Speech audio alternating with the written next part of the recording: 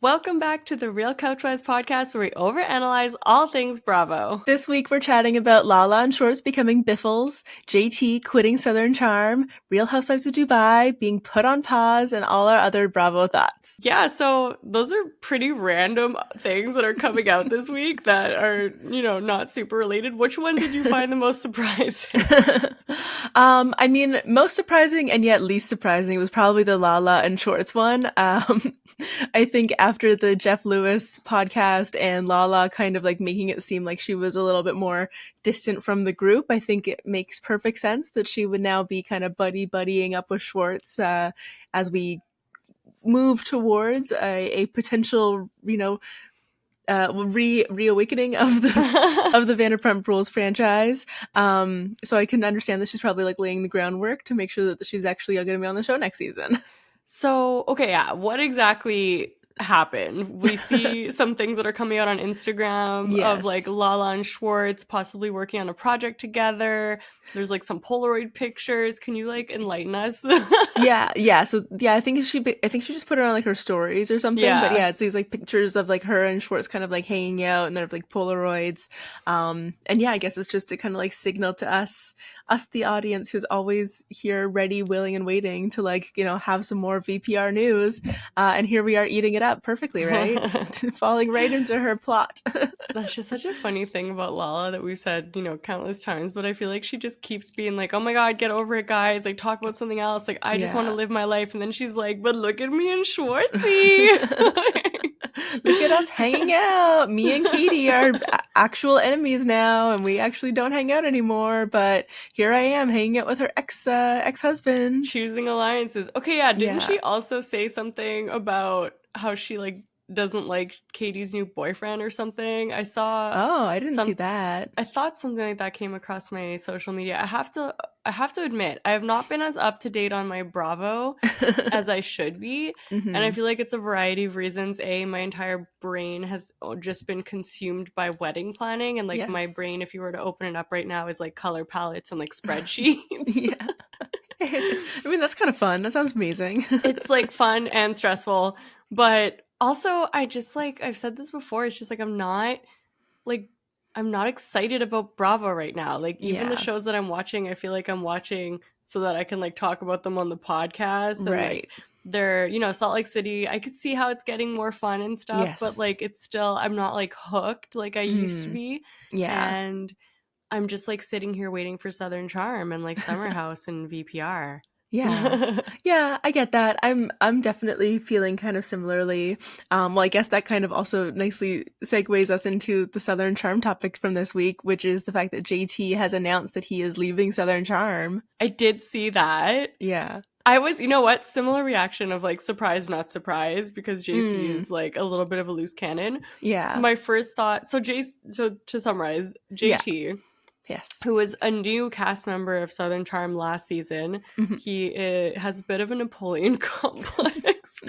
He came on really strong. He like stirred a lot of drama, and then kind of like, no, he didn't back away. He stayed right front and center in it. Yes, yeah.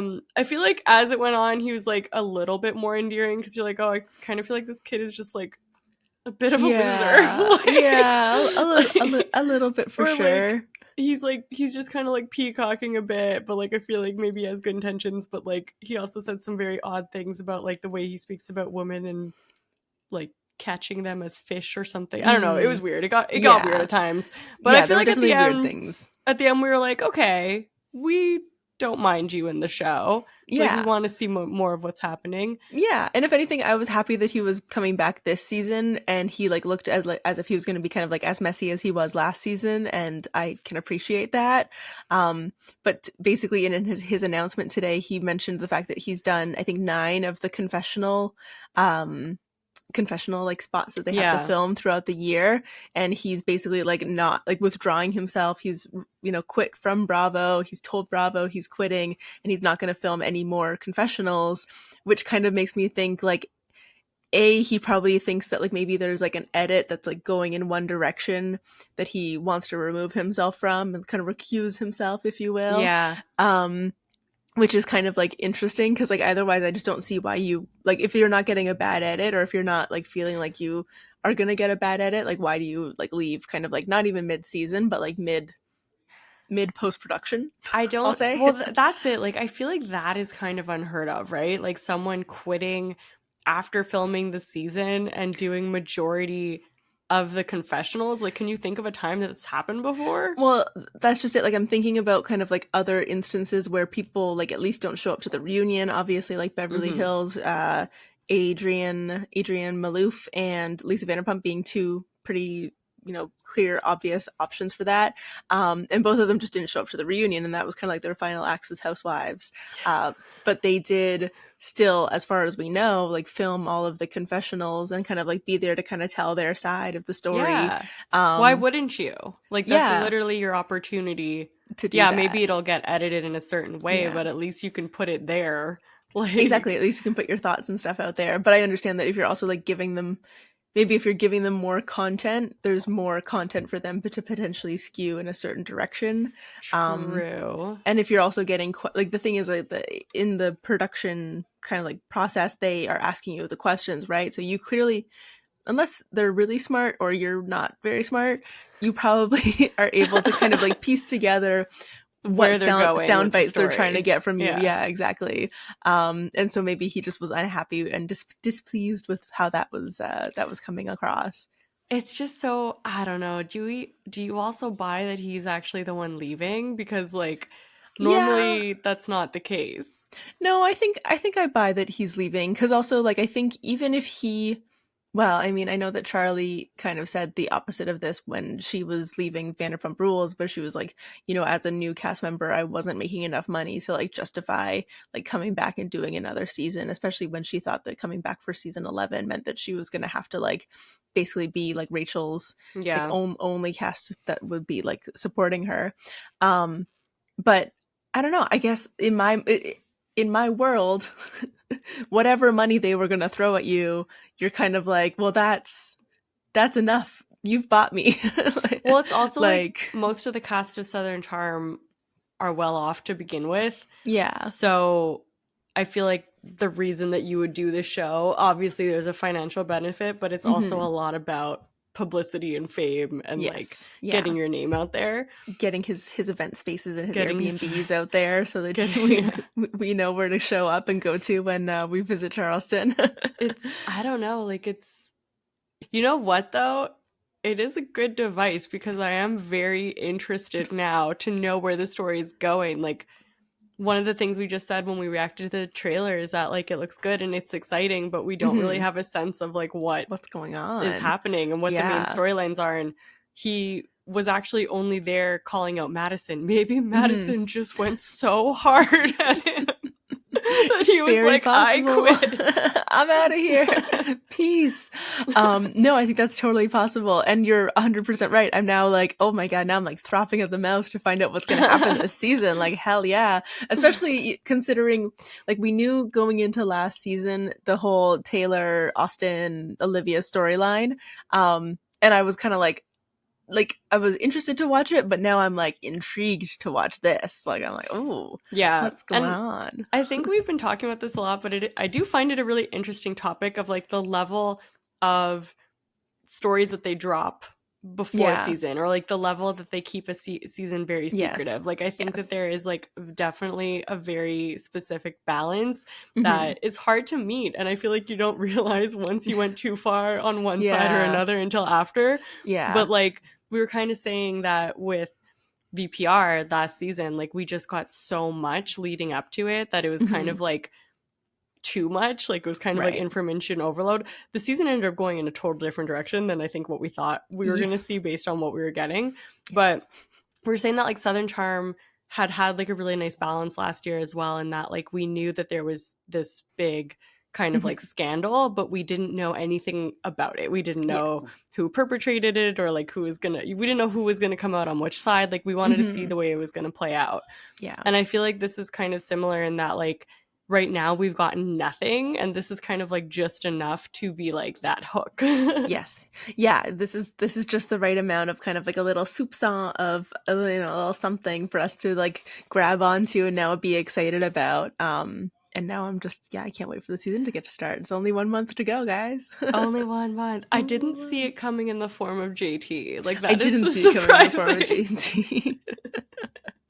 And part of me is also kind of like sad because I'm just like, oh, we already have so many like new characters that are coming on. At least I know JT, but Well, that's it too, right? And I feel like it takes a long time to bring new characters in and have them be really like yeah, part of the fold, and for us to like be invested in them and care. And yeah, even though I don't know if those would be the words I'd describe JT, to your point, like, at least like we know him, like you don't have to reintroduce him. Like at this no, point, like, you know, we've had the intro and we want to see, I feel like you really see a lot of a person in their, you know, second and third seasons. Like you need to Mhm. let them like come into their own on a show. Yeah, yeah. So sad for JT, I guess, is the TLDR, but happy for us. Yeah, so we'll sit and wait patiently about Mhm. Salt Lake City, Southern Southern- Charm, but Yeah. it kind of made me think about Salt Lake City for Oh, a really? second. Yeah. Yeah, the reason being is because what I was just saying about how like it takes a person, like a few Yeah. seasons to really like kind of come into their own. Mhm. I'm not caught up on Salt Lake City, so just, you know, if my takes seem like kind of crazy because it feels like Right. things are changing constantly. Yeah. Bronwyn Yeah. is one of the newer characters, and some of the commentary coming out about her is that she actually seems like she doesn't know that she's filming a television show, and that's like nice and refreshing because she feels like she's just being authentic. Yeah. So Yeah. sometimes the first season can give you enough, you know, understanding of a person. Well, that's true. And the funny thing is that like if you, because especially right now with like on Salt Lake City, there's this whole kind of like Heather versus Bronwyn thing happening. And if you compare Heather's first season, where she was kind of like this beloved character, like right out the gate, like everybody was like, "Oh my god, yes, Heather, she's so authentic, she's so like whatever, she's so funny." She had such a good first season, and now Bronwyn is the one having such a good first season, and Heather is kind of like still in kind of like a little bit of a weird like, what is she on her fifth season at this point? But you know, seasons I would they say 3 to 5 of Heather have been kind of interesting and Yeah. hard to kind of know exactly what the motivation behind some of her actions are. Yeah, Heather has been on a journey, and I feel like we're Yeah. seeing a similar thing of what we saw kind of on Beverly Hills with like Kyle Richards, where it's like, Mm, I feel like she just can't get it right. Like she just can't align herself to the right person that like Right. the viewers are gonna be happy with. well, and it seems like Heather really wants to like she's finally like at a place where she's been able to befriend Lisa, and that's exactly where she wants to be. That's where she wants to stay. She's super happy, super content with that. She's obviously friends with Meredith, and that's kind of like her group that she's decided to stick to, and she's just kind of doing whatever else that she can to just cause drama in the group as well. Yeah, it's Salt Lake City is such an interesting one to me, I find, because like I think we've said this before, it's just like the things that they fight about are so ridiculous, which I feel like is a lot of what you do kind of want some of your housewife stuff to be. But then definitely. there's also a lot of really real things happening, especially layering on like the Mormon component and some too real things with, you know, actual criminals like Jen Shaw stuff. Yeah, we've put that in the past. That thing. Not in the past enough. But that's it. Like it's still always going to be this looming presence in this show. Yeah. But then and they also keep Mary Cosby, which is like another kind of thing in and of itself. But then there's also just like the show is so camp. Like, so it's like both authentic, but camp. And I feel like camp in and of itself is not kind of authentic because it's playing something up, right? Like it's an exaggeration. And sometimes I feel like it really hits and it's iconic, and sometimes it's like too much. Yeah. But this, like the current state of New York, what am I all of the words, Salt Lake City, is actually kind of reminding me of like Aviva Drescher era of New York, where like, you know, she's like throwing the leg across the room at the dinner party. Like, so I think that's kind of why I'm enjoying. So, and it's funny because that was like, I think the 5th season fifth or sixth season of New York, and we're now at the fifth season of Salt Lake City. So maybe it's right on time. Maybe it's arrived at the place it needed to be. Maybe we're gonna get some really incredible seasons after this season. I would love that. I don't know. Oh man, comparing it to RHONY that season though, like that was, but there's something so different about it, and maybe it's like also just like all of the name brands that these women wear, and just like the way that they carry themselves is so. Oh yeah, crazy.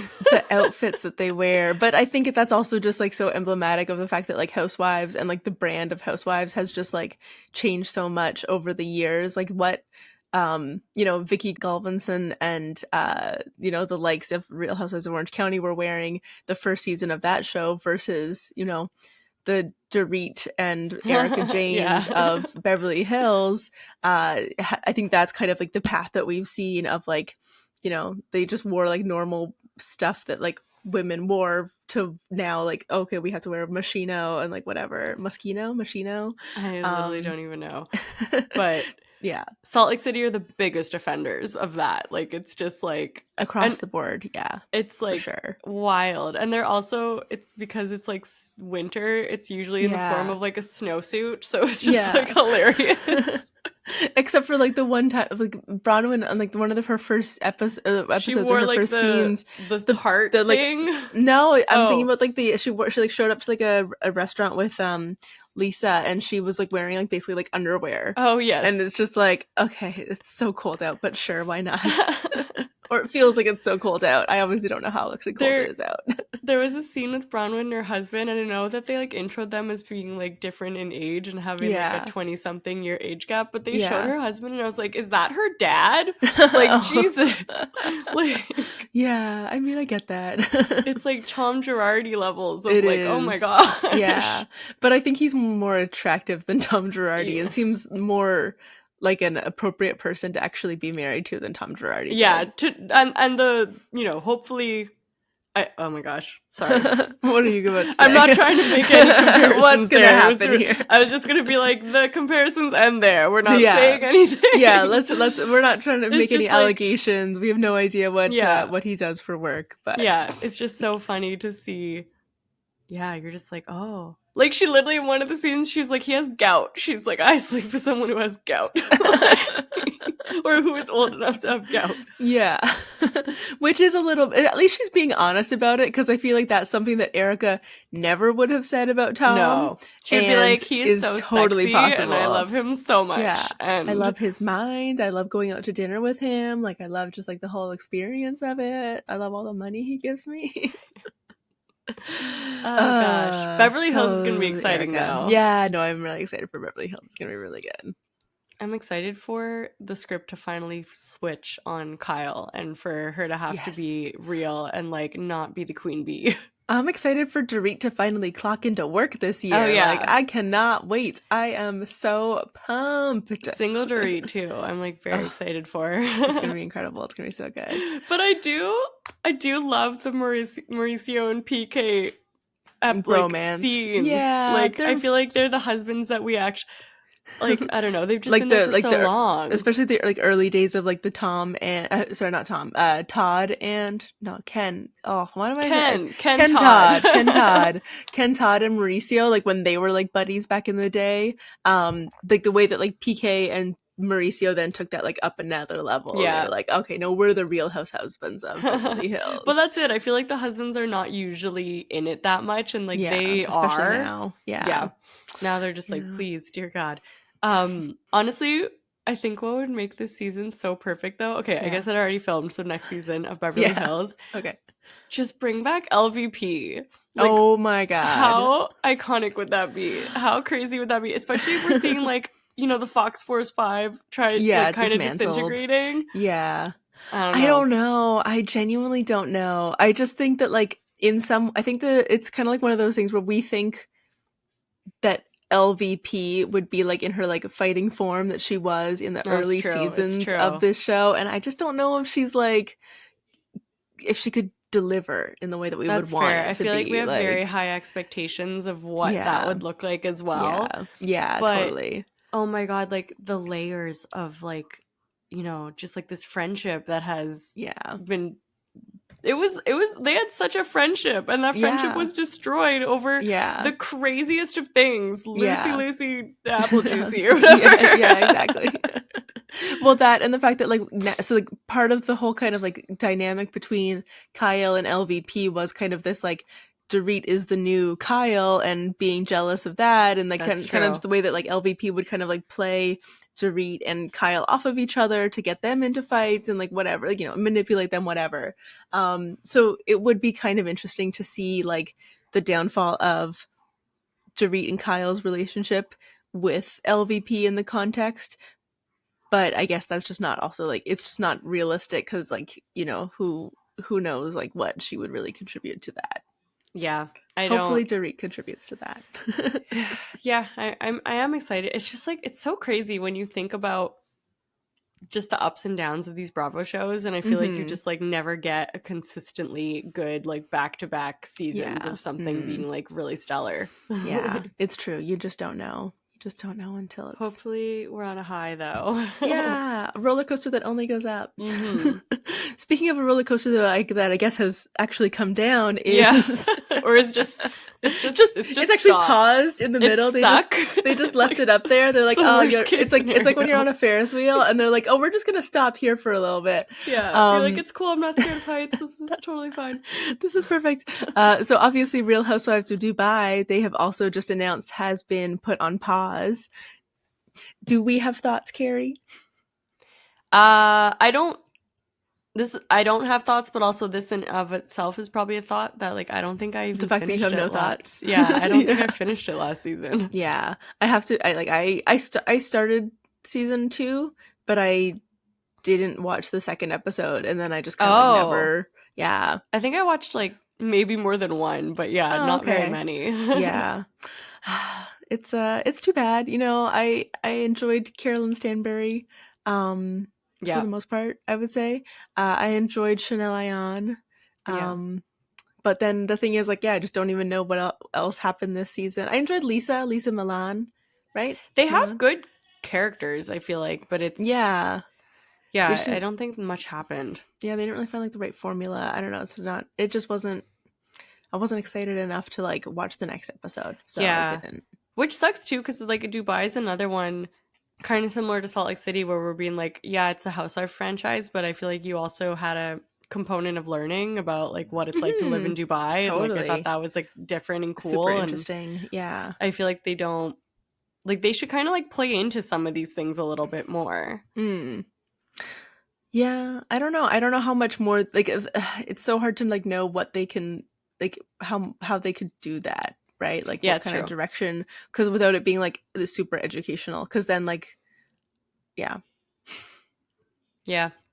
don't know, it's it is what it is, I guess. Like let us know, were you sad about it?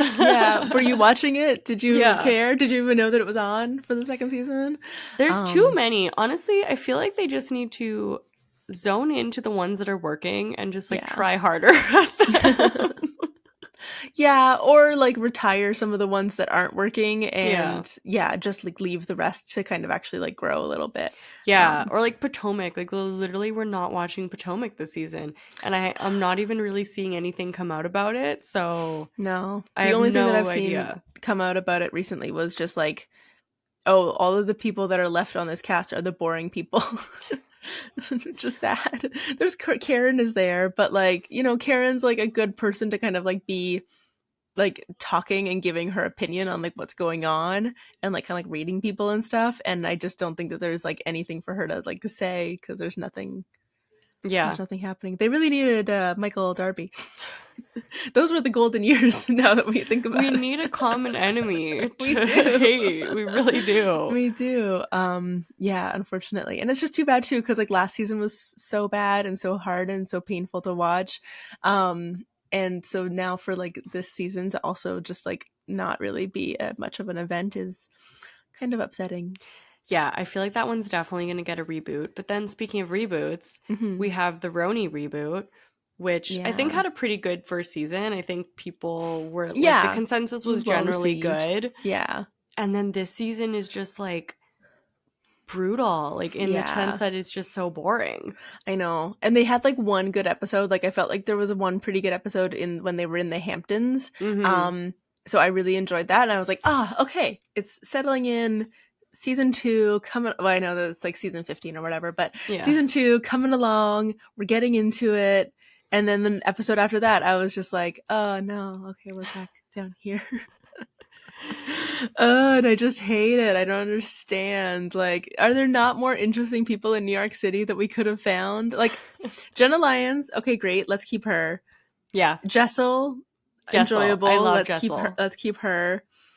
But those are really the only two that I feel like have to be there. Yeah. I could take or leave probably all of the others. Yeah. What about bad? Brynn? I don't know.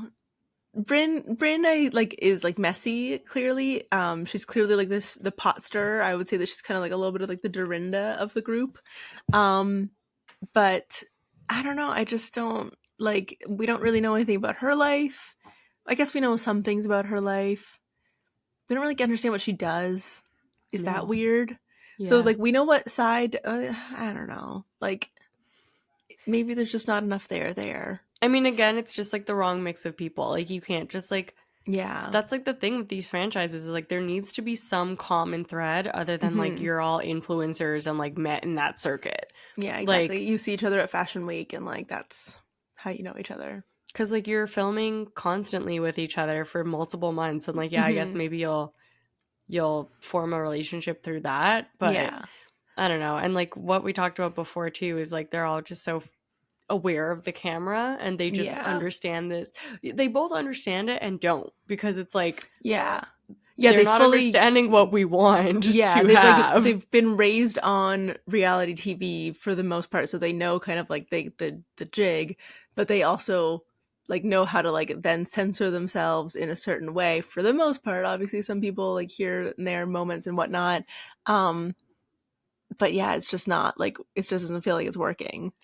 I mean, there's even like this stuff with Aaron that's kind of interesting, and I think I'm an episode or two with behind. So Aaron and Abe, or where like, but even that we don't know anything about it. But that's like, what I was gonna say. Allegedly, like, he sold a Bitcoin, and that's this big drama in their life. See, that is the funny, unrelatability of Housewives, of like, okay, there's a relatable component here of you're having marital troubles, it's because he sold your Bitcoin, like that feels like something that we would hang on to, and like we would but like even then, like what else is there to do with that? Like I don't know, I don't get it. Well, it's more that like there's clearly something happening in her marriage, but she's not ready to talk about it, a la Kyle Richards, right? So it's like I feel like there's like sparks of something that could be there, and she'll like kind of talk about it in her confessionals, but then she'll literally straight up say like, I'm not talking about this. Right. Yeah, exactly. And like, so the thing is, and I don't know if I said this in other previous episodes, so I apologize if I have already mentioned it out loud. But like I was like doing a rewatch of RHONY recently. I think I was rewatching season 6. And like that, the pace of that season was just so incredible. Like it was like, okay, you're at Ramona's party, you're at this thing, you're here having this discussion. Hey, you said that to her, but then it's just kind of like everything was so fast paced and everything was happening so quickly, and there was so much going on that you didn't have like really time to like think too much about it or get bored. And you could see like the like game of broken telephone that was like happening through the TV show, and like obviously that's kind of happening in parts of RHONY now, but there's just not enough like other stuff to kind of fill the pace for us to feel like, okay, yeah, we're in an episode of RHONY. Like we're kind of just like, and we're thinking about it too much, and because we're thinking about it too much, we're realizing how bad it is.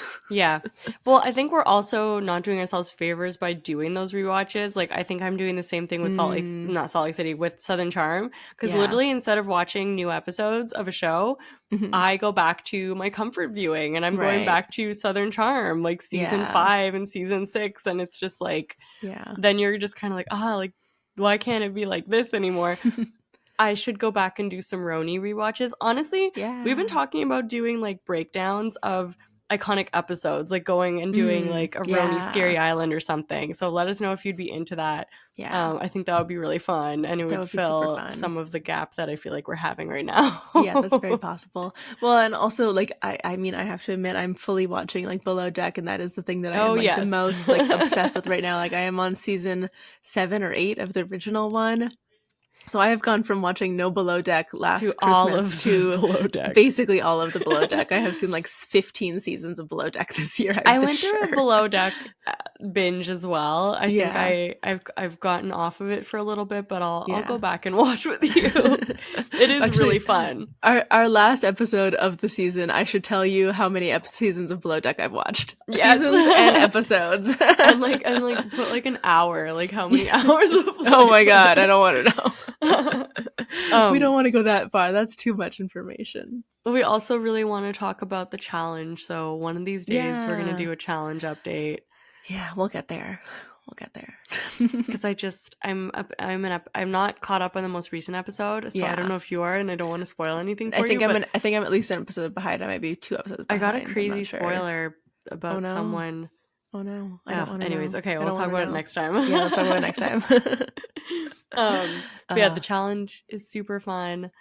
What's I think that's kind of like the Bravo roundup of this week. Let us know what you're watching. If it is or is not Bravo related, we'd be open to talking about it.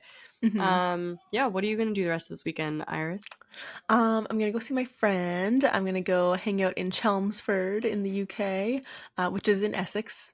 Okay, cute. Yeah, which is going to be super fun. We're going to get our nails done and just do some shopping and stuff. So I'm super, super duper excited for that. I'm also hoping to get my nails done tonight, but we'll see if I manage to get that done. TBD still. Yeah, mine are starting to grow out too. I hate when they get really long and then everything gets stuck in them. Yeah, that's just these are officially too long, and they're like it's also like when like this part is too long and this part is too long. So I just need to have a little refresh. Fair enough. Yeah. What about you? What are you up to this weekend, Carrie? Oh no. We are actually going to Presentward County, Exciting. which I'm really excited about. Fun. It is cold, so obviously we won't be able to be at a beach or water, but I'll see water. I'll be in the proximity of water. That'll be beautiful. Wine. Are you just going the two of you, or are you going with friends? No, we're going with some friends and some babies and a whole crew. Man. Big group trip. Did you guys get like a house? Yeah. Cool. Oh, that's gonna be so fun. Yeah, I'm excited. Nice. It should be a good time. Well, enjoy. A little break of my wedding planning brain. Yes. Yeah. Get out of there.